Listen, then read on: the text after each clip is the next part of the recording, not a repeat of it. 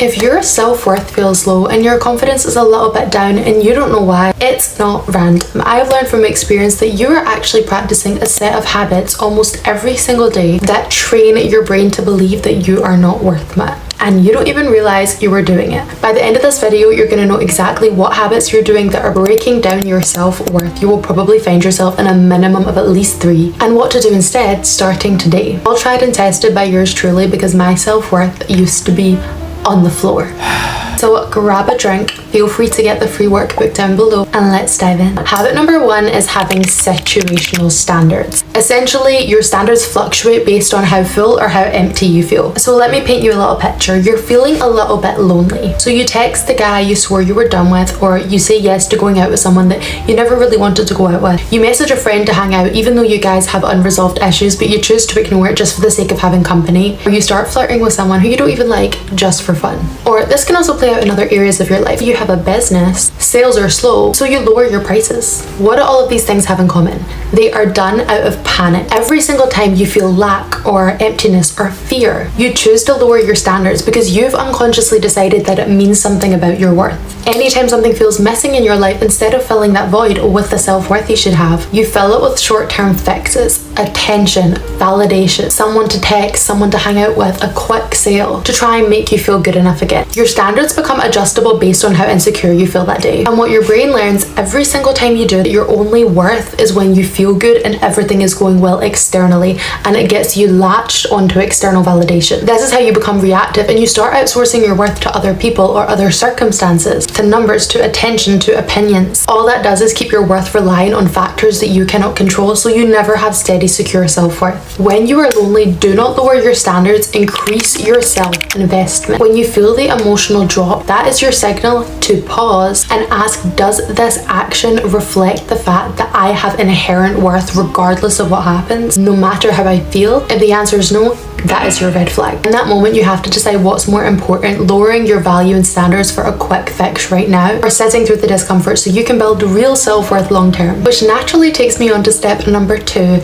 You seek micro-validation throughout the day. And most of you do this in loads of different ways. You post, and then you check, and then you check again. You reread messages, you're waiting for a reply from somebody else before you can focus on anything else. Tiny hits all throughout the day. And because of social media, it doesn't just end when you get home. You're training your brain that your value fluctuates based on response, once again keeping you completely attached to external validation. So when they disappear or they don't respond the way you want, you have instant instability and your whole entire worth is crumbling. You have to have systems in place to tolerate discomfort.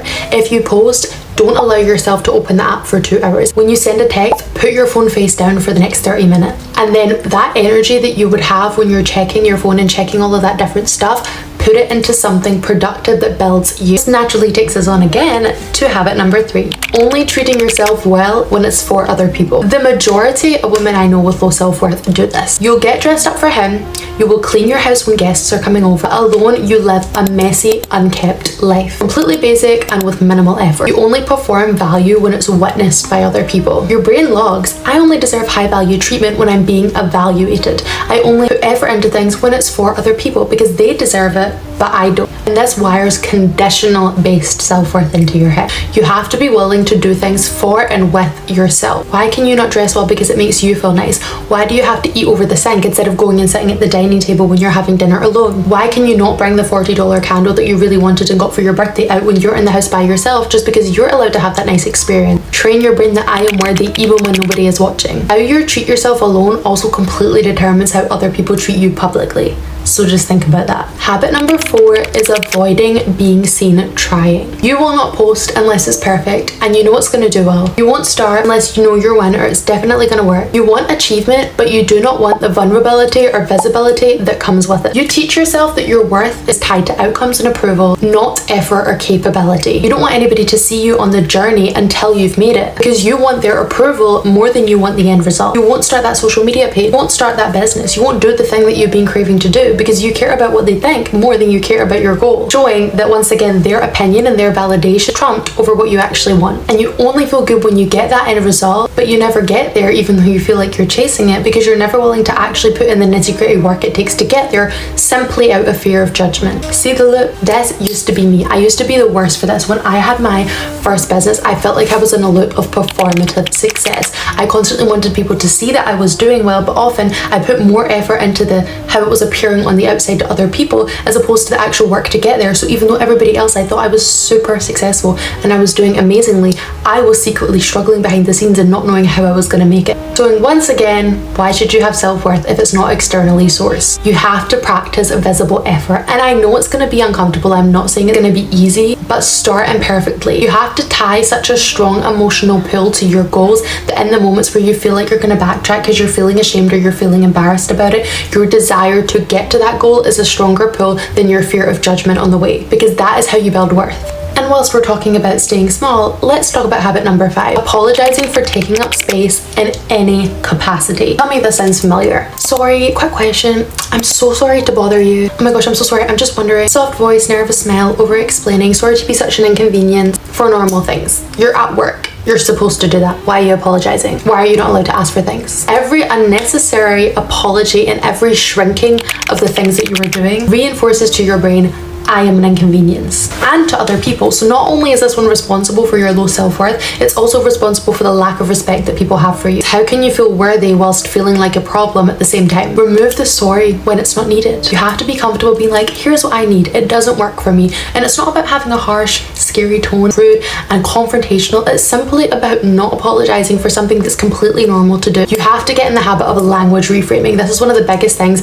It doesn't just work for self-talk, it works for how you're talking out loud, because your brain hears and registers everything. And when you keep repeating these habits, it takes it as a sign of your self-worth or lack thereof. Habit number 6 is letting people define your personality. I just want to preface by saying, I know there's some friends that you're louder around and some friends you're quieter around, and different people in your life bring out different signs of your personality. That is totally fine and not what I'm talking about here. I'm talking about the people you actively try and mold yourself around in order to be more likable or accepted in that friend group or in front of that guy you like. When you shrink your ambition and you shrink your success around your friends that are more insecure, when you step back and don't say much and pretend that you don't have much to say when you're around more dominant personality, you adapt to be digestible. This trains your brain that your identity is adjustable, building instability, and you stop knowing who you are without audience feedback.